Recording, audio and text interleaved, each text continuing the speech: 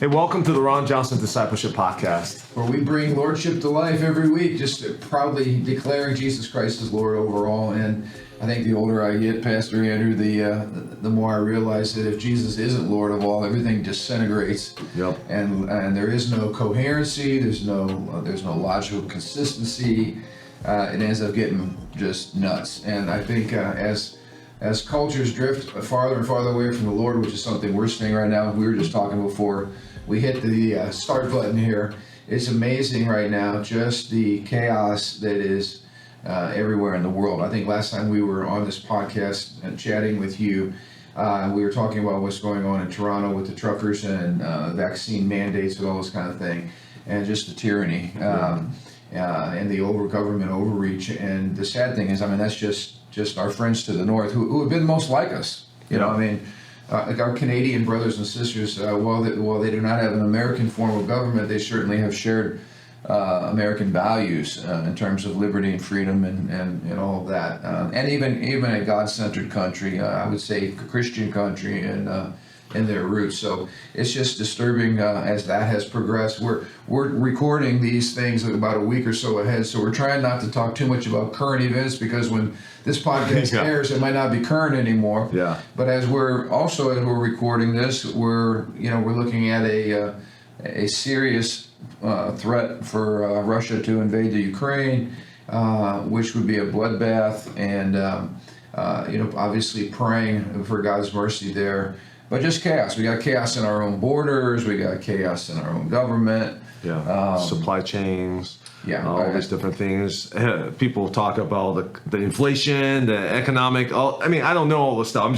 There's a lot of noise out there, right? And I would be absolutely cynic right now if it weren't for the hope in Jesus Christ. Oh, absolutely. Absolutely. I want to give an update too, because even locally, we're fighting some battles now at the State House with good folks representing us down there. We're actually, I think, going to see some really good progress with a bill that it's called House Bill 1040. My glasses on here, 1041. But it basically deals with protecting biological females in sports. So you're not going to see happening what's going on right now with this Ivy League, young man who is swimming as a woman. Breaking all kind of records. And dominating the whole Ivy League. And really it's an absolute destruction of what it means to be a woman, and certainly an obliteration of women's sports, which every woman should be absolutely insulted, but every man who cares about their daughters or women in general should equally be outraged.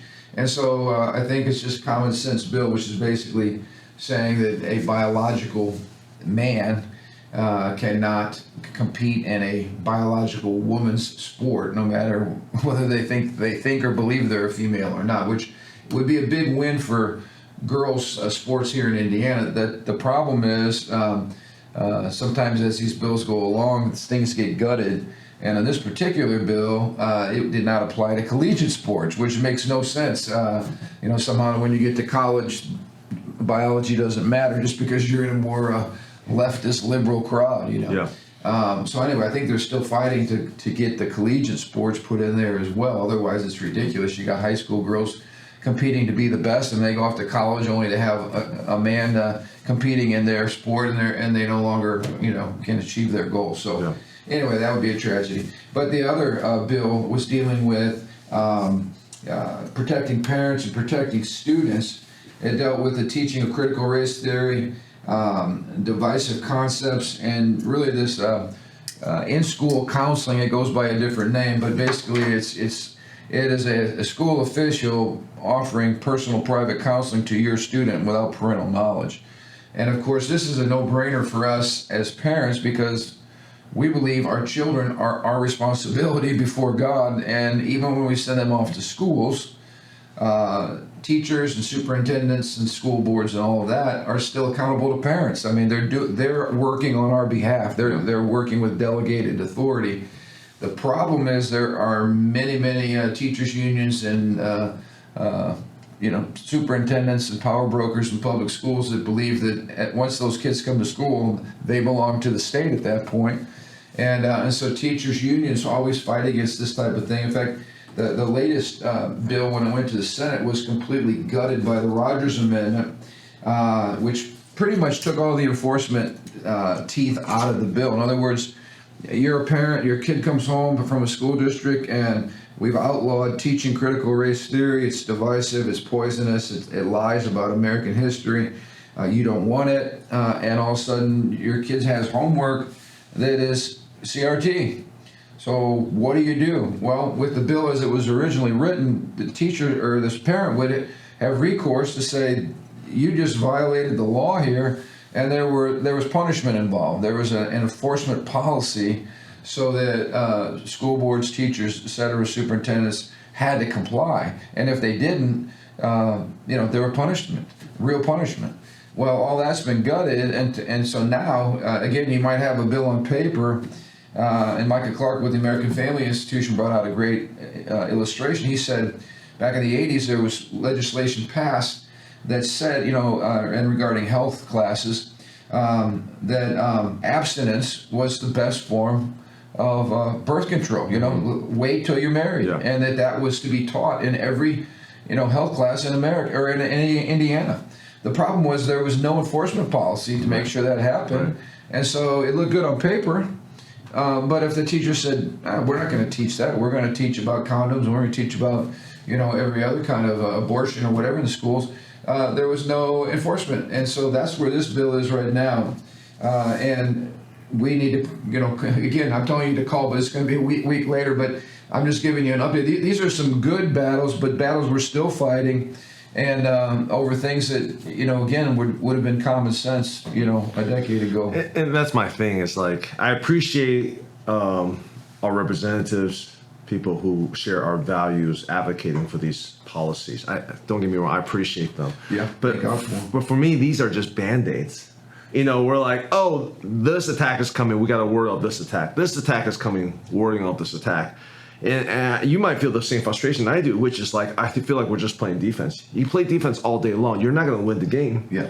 You just delaying the inevitable. Yeah. See, this is why, and this transition to the topic that you and I want to chat about, a new ministry, well, we're relaunching, is how do we actually go on the offensive? How do we actually bring righteousness to these different arenas? Yeah. For too long, see, this stirs up a fire in my heart, because for too long, the church, and when I talk about church, I mean like the corporate body, not the institutional. The corporate body in America has abandoned education, abandoned government, abandoned the marketplace, abandoned entertainment. We have segregated ourselves in the church and four walls of the church and say, hey, that's all going to hell anyway. We're gonna just wait till Jesus. Whatever mentality you have, we have separated word from worship.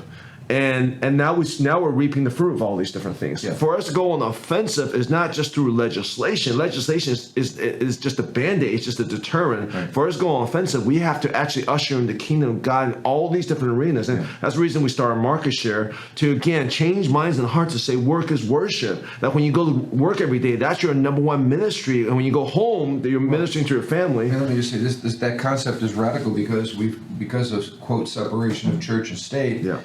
We've been taught that we're not allowed to bring our Christian values into the marketplace, that's a violation, like that belongs in your home or belongs in church. Right. But the radical thing is we're saying Jesus Christ is Lord of all, and if you're a Christian, you don't leave your Christian views at home. That's why we have conscience protection and religious liberty. It basically says you're able to practice your faith wherever you go. You can't hermetically seal your faith into a little Ziploc baggie and leave it off to the side. Your faith is who you are. It's our life. That's called disintegration. It's you're compartmentalized, whereas we function best when we're integrated as a whole. And that shows that Market Share is like a lot of these idea of like the separation of like the empirical truth and like your truth, your own philosophy comes from an enlightenment. These philosophy is ingrained in us. It's for years and years and years and years, so deeply ingrained in us that we don't even recognize it anymore. So when we speak out publicly about these issues, we almost feel intimidated because that's the pervading culture. But we got to change. So for us to face these issues, that's like shoving these crazy things down our throat. We have to really face the root of this. Well, and like you said, these issues are all being battled now at the State House, and when we as Christians start speaking out about them, we get attacked from multiple sources. We got the secularists who are saying, stay in your lane. You have no opinion. Yeah, you have no authority in this, right? No authority, no opinion. Thank you, Christians. Keep your mouth shut. And then you have Christians who are saying, stay in your lane. You make us look bad. Yeah, just tell Bible stories at church and don't really get to where the battle's being fought. Yeah. And as a consequence, I've heard it said before, for instance, the governor of the state of Indiana is going to touch more lives directly than I am as a local pastor at a local church in Crown Point, Indiana. That's just the truth. The governor has authority over everybody in the state in terms of his role or her role, and the laws that are passed touch us all. Yeah.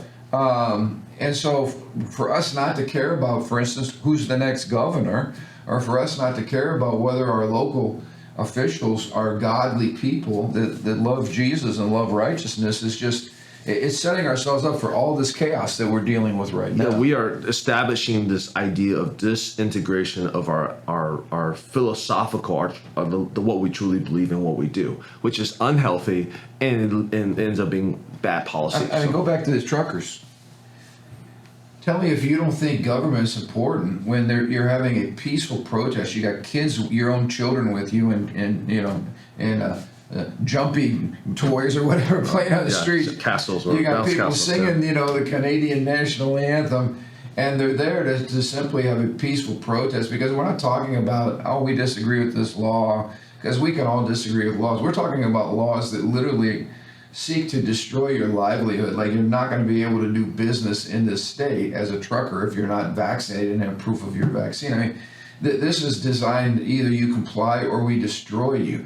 So this is a legitimate, peaceful, democratic, righteous form of protest.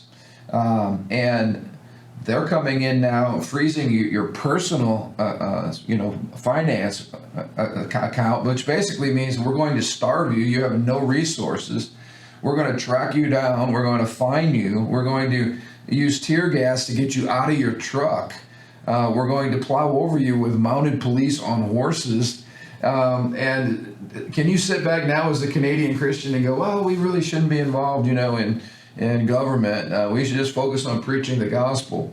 That sounds really great until you and your livelihood and your family are being destroyed simply because you disagree with whoever's in power. And the interesting thing is when you have these rioting and all this stuff, you got some Christians, who are self-proclaimed Christian, who are all like, it's about social justice, and then they jump in and they use religious language.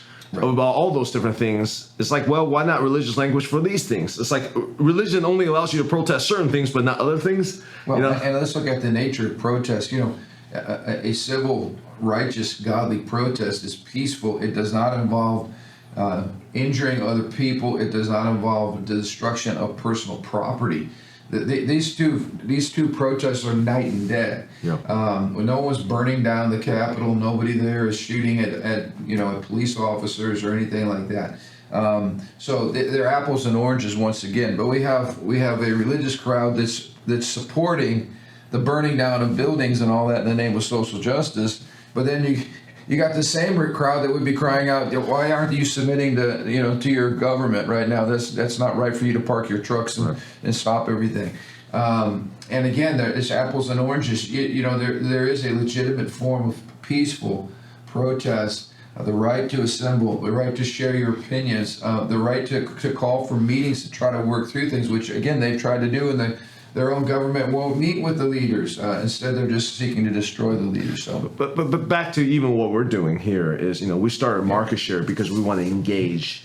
We said, hey, you know what? We want to really engage. We don't want to just wait for Band-Aid at the State House, which, again, I appreciate that. But we want to engage in our culture. We want to reveal the kingdom of God in our workplace. That's really the purpose of market share for anyone who works, to change our mentality, change our heart, to say, no, there's no compartmentalization. We want to minister when we go into work, whether you're a leader or you're a frontline worker. Yeah.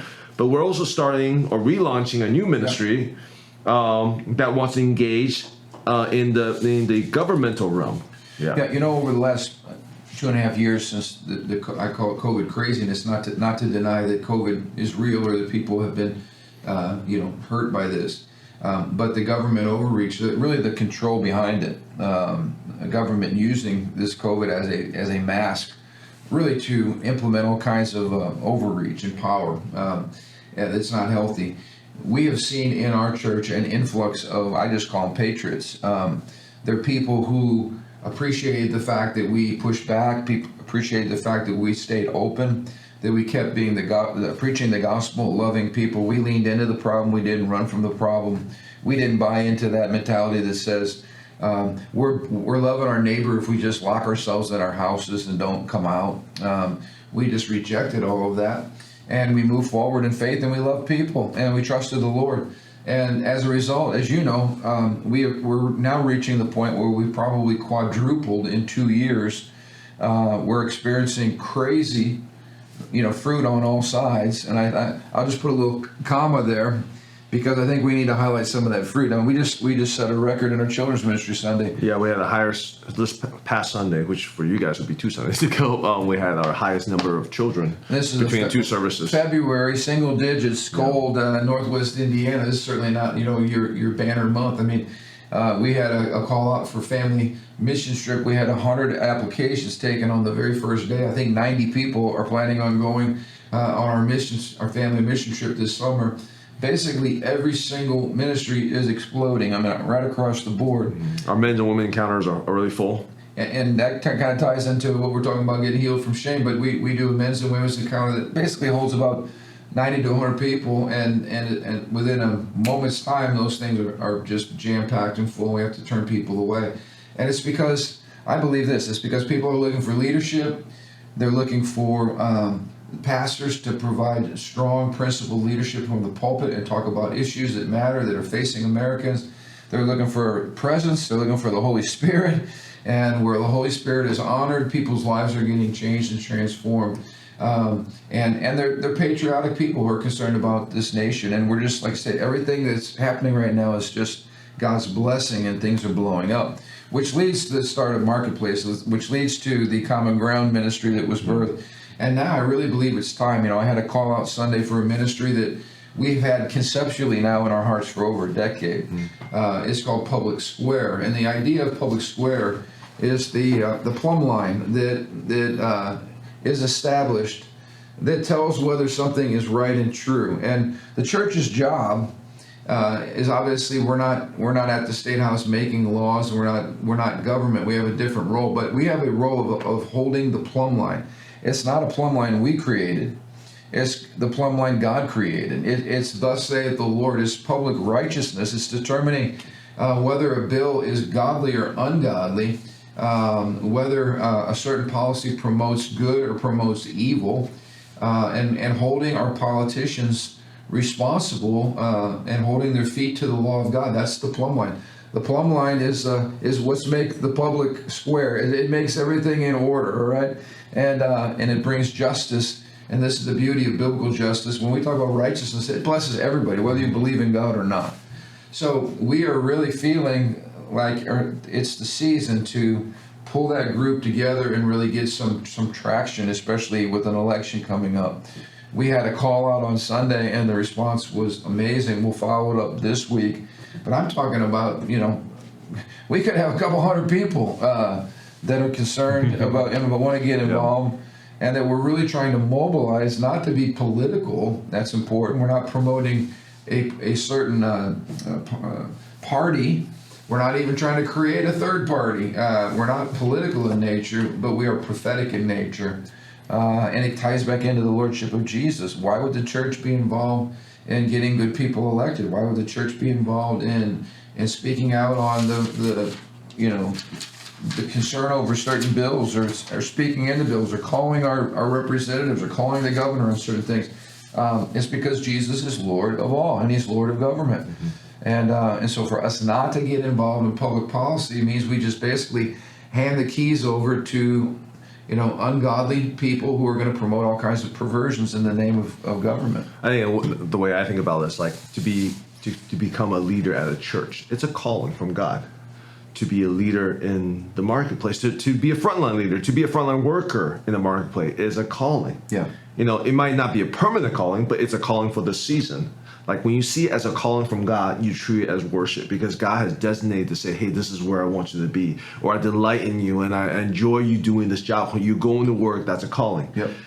How about governmental? How about governing positions? How about being a mayor or city council or school board? Yeah. Do we just say, well, that's nothing to do with God. God doesn't care about that at all. No, it's a calling from God. Pastors used to see their role as disciplers of community leaders. And so where's the next business leader going to come from? The church. Where's the next education leader going to come from? The church. How about this? Where's the next governor going to come from? Well, they might be sitting in your church on Sunday morning, and if the pulpit does not envision people with those callings, they're going to feel like that calling is not holy or sacred unto the Lord, and that they have to leave the church to go figure out how to be a politician or a government official. How many elected officials that they give a good talk and then once they get to D.C. or they go to the State House, all of a sudden, because of the influence there and the lack of support from home, a lack of godly encouragement and support, because you know how it is when you're isolated, you're by yourself, you're surrounded by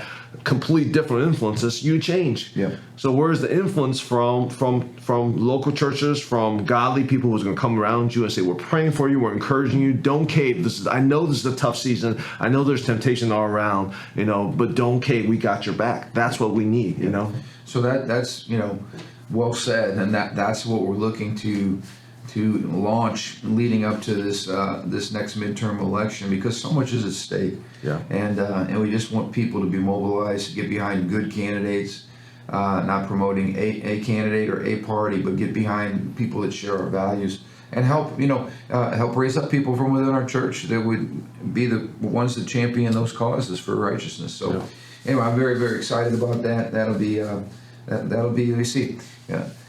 By the time this airs, we will have just had our first meeting, but it's called Public Square. You can check it out on our Living Stones website.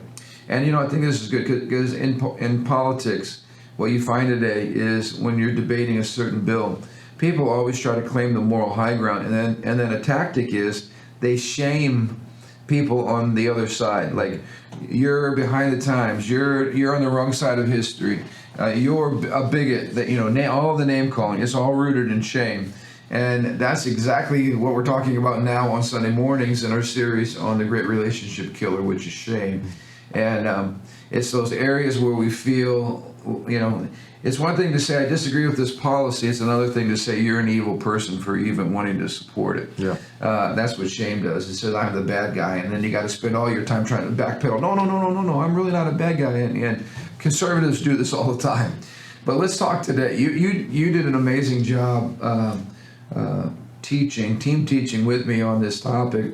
And in fact, as we were getting ready to come up here, you were talking with your dentist. Yeah. And I know this is a sore spot for you, the word dentist. Yeah. But you were just saying, you're paying for, I guess, shame, for not dealing with shame or dealing with what came into your mind when you think of the dentist, for avoidance behavior. But talk a little bit about that, because one thing, if you've heard Pastor Andrew preach on this topic, what I love about him is he's just real. The stories that you share are profound.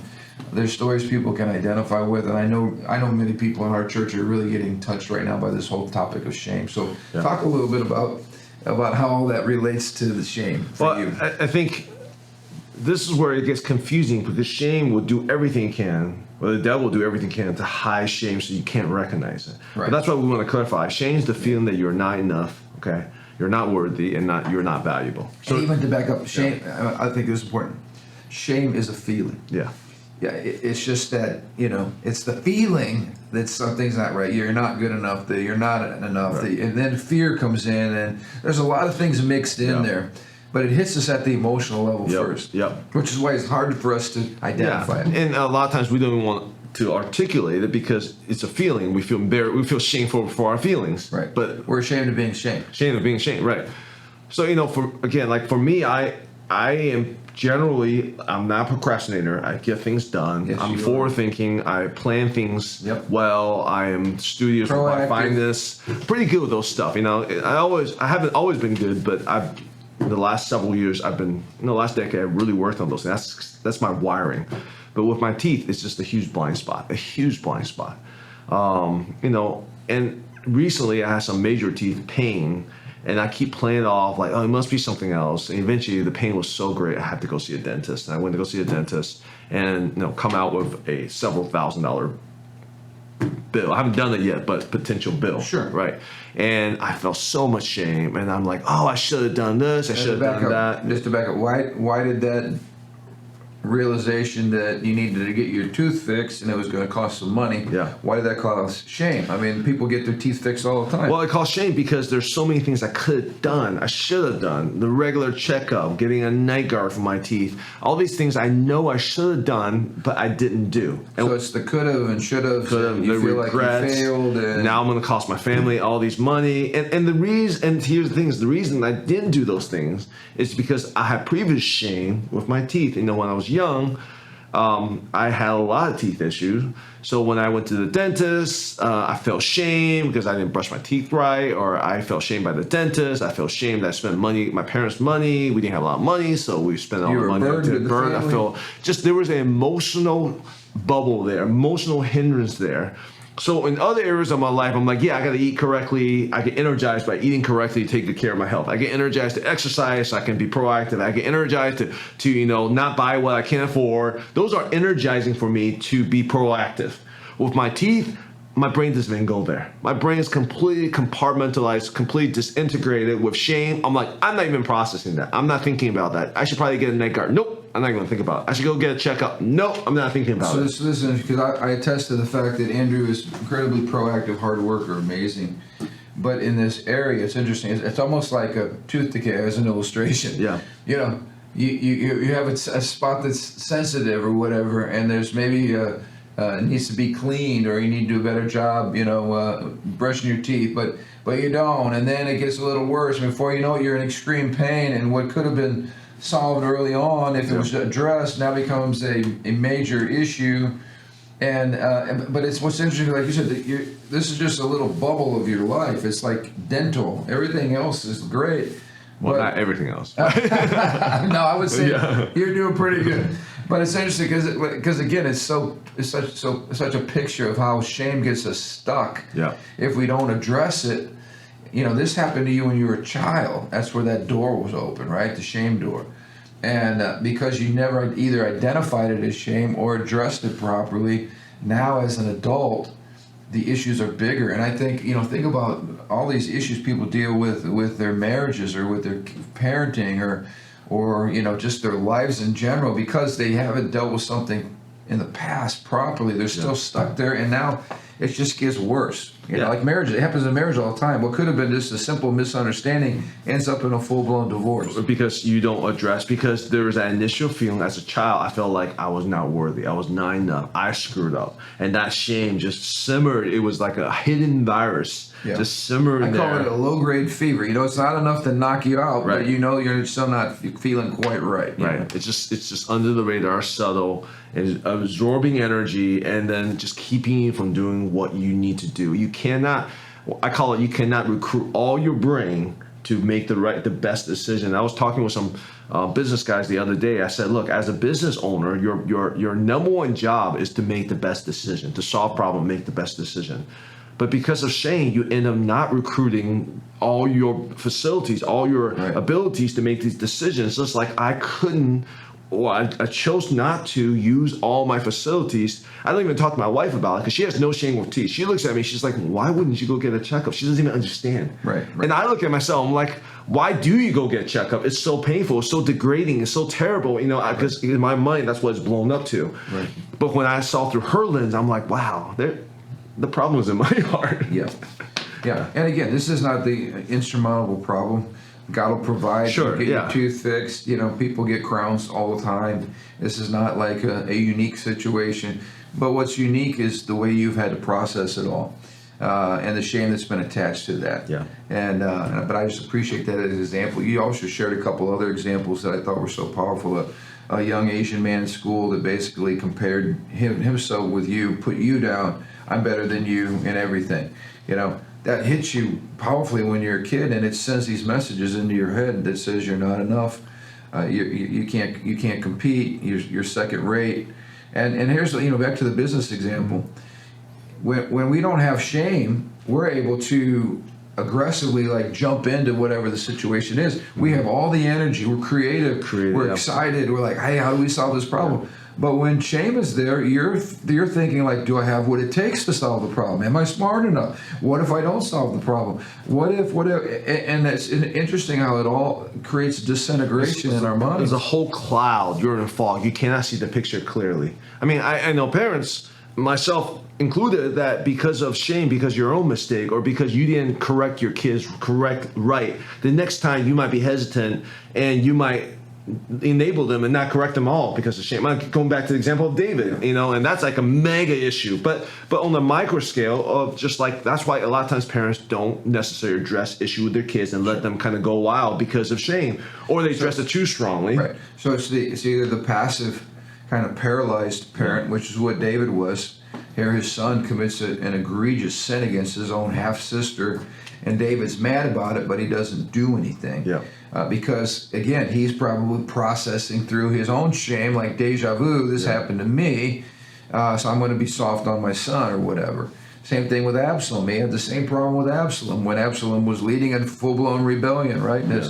And he never disciplined his son. That's why he had that problem. So think about how many of our young people, like you said, it's either a harshness, an overreaction, an over strictness and anger and discipline, or a complete passivity. Right. Talk about how shame produces the anger and the overreaction. Yeah, and I think I shared this example. I don't remember what service, maybe a third service I shared. It all gets confusing. Yeah, did I share a podcast or a second service or?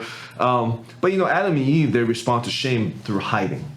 But Cain, their son, respond to shame when he offered a sacrifice that wasn't as pleasing as Abel's sacrifice, and God confronted him, really as a loving father. I mean, God, the created universe, coming and warning you and say, hey, sin's crossing at your doorstep. You better watch out. Right. He interpreted that through the lens of shame. His narrative was God doesn't love me. He said, I'm not enough. I'm not worthy. So back to the issue of the sacrifice. God looked beyond the sacrifice itself and saw the condition of his heart. Right. And he said, I'm not pleased with what you're offering because of what's going on the inside. God's trying to help him. He's trying to father him. He's trying to father him. God was pursuing. No, he was pursuing him. But again, shame has already twisted his whole narrative. And he sees God's pursuit as shaming or degrading, and he felt, I'm not worthy, I'm not enough. Of course, I'm reading to him. The Bible doesn't say specifically those things. But out of anger, he killed Abel. Right. And for men, a lot of men that I know, that our manifestation of shame is not through, for some men they hide, but for others, me in particular, I take out my frustration. It comes off in frustration. I get angry. I get upset. I think a lot of times when people have road rage or just this unexpressible rage, is because deep in their soul, deep in their heart, there's a sense that I'm not enough. Right. And I'm angry and I feel helpless and I'm cornered. I'm cornered, so I have to, what do you do when the corner animal? You rage out. Yeah. In my own life, if you think of areas where you're not competent, just in the, like electronically or with computers, if something goes wrong, I'm in trouble. I don't, it's not intuitive for me. Yeah. I don't know how to fix it. And I'm not a handyman. I didn't grow up with a father who taught me how to swing hammers and, and use power tools and all that kind of stuff. So if something at home breaks, instantly I get into this mode of anxiety, or if you were a real husband, you'd know how to fix this. You beat yourself even though your wife would never say it to you or nor even feel that way. She married me for who I am, and she's very affirming. In fact, she's much more of a handy woman than I am a handy man. But my point is, when something's not working the way it's supposed to be, or I've tried home improvement projects, right, where you watch the video, okay, I can do that, and invariably it's not like what showed on the video. Yeah, that's a little more crooked. Look like that. Yeah. And then I end up causing more frustration, more pain, more disaster. Like it would have been easier if I just called somebody in the first place, because they would know what in the world to do. Yeah. But all those areas kind of feed back into shame. And for a man, it's you don't have what it takes. Yeah. You're not enough, and you're not doing what you need to be doing. You're not being who you need to be. And then if something else happens, or say my kids are the cause of the breakdown. Yeah. Like my kid broke the thing that I can't fix. Then I'm mad at my kid. Yeah, we project all our frustration onto our kids. Come on, Yeah. this was brand new. Why didn't you take care of this? Because now I don't know how to fix this thing you just broke. Oh yeah, that's where he and I really connect, because I'm blessed for Pray so for many us, will you? Pray for handymans us. in my life, including my wife. Like my wife too, she's so much better at fixing things than I do. But even when she started fixing things, now I don't feel it anymore. Now I'm like, hey babe, you do it. Yeah, but in the you're beginning, secure. it's like, well, I gave up. I just surrender. I don't know about how secure I feel. I'm just like, it's but in the beginning, it's like, man, I'm such a loser. I can't even fix this. One example just came to my mind. On this past Christmas morning, one of my kids' toys, Christmas present opening up toys, and like. You got to put it together, and I hate those kind of toys. Oh my gosh! Would I ever learn not to get complicated toys for my kids? Because kids really put it together, and I'm terrible. Like spatial recognition, all that stuff. I'm just terrible at it, right? So I'm on Sunday morning trying to put this thing together for my son. He didn't care. He's moving along. He's playing with other things. Right. I'm about to lose my mind because I can't put this together. Okay, and my wife is like, why are you doing this to yourself? It's Christmas morning. Enjoy the meal. Enjoy your kids. You're all stressed out. I'm there losing my mind. Your kid's probably playing with the box the toy came in. Exactly. They're moved on. They're like, Dad is being weird right now. Mom, you need to say something to him. And I'm just like, why won't this fit? I'm losing my mind. And again, completely irrational. My brain's completely disintegrated. I'm in a different world. I'm at World War III. It's Christmas morning. And later I thought back. Eventually, like, my wife gave me enough nudge. I'm like, okay, I just gave up. I felt like a total, when I just put the toy aside, I felt like I think it was like a transformer I couldn't transform, or whatever it is. I ended up having to YouTube it. You got transformed into a demonized man. I know, exactly. I had to YouTube it because it was so hard.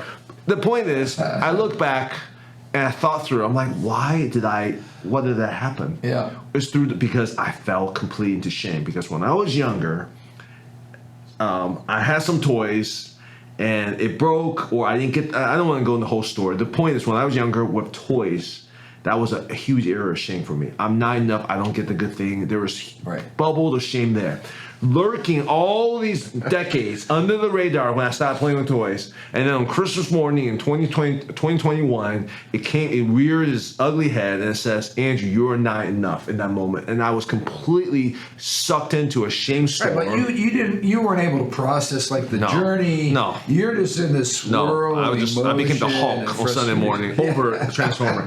But reading that book gave me such clarity, because when that happens again, this morning my son was whining because something won't work, and I was trying to fix it, and I felt that emergence of that, you're not enough, you're a loser. I was just like, look, I'm not even going to argue with you. I am enough. Jesus said I'm enough. I'm put it aside, and I put that toy aside. So how am I able to overcome that? Is by recognizing what's happening. And with my wife helping me alongside of me, saying, Andrew, this is what's happening again. So anyways. I had a man that was talking to me, just sharing honestly about dealing with shame and frustration, and it was regarding marriage class. Now our marriage class is great, and he thinks our marriage class is great. Yeah. But when his wife, he's worked a long week, he's tired. Sometimes on Sunday, he'd like just to stay home and spend time with his wife. Yeah. And she's all excited about coming to marriage class because for her, she's got friends and they're together and they're working on their marriage. And, it says to her that my man's committed to our marriage and security and safety, and we're moving forward and there's people and we're having fun.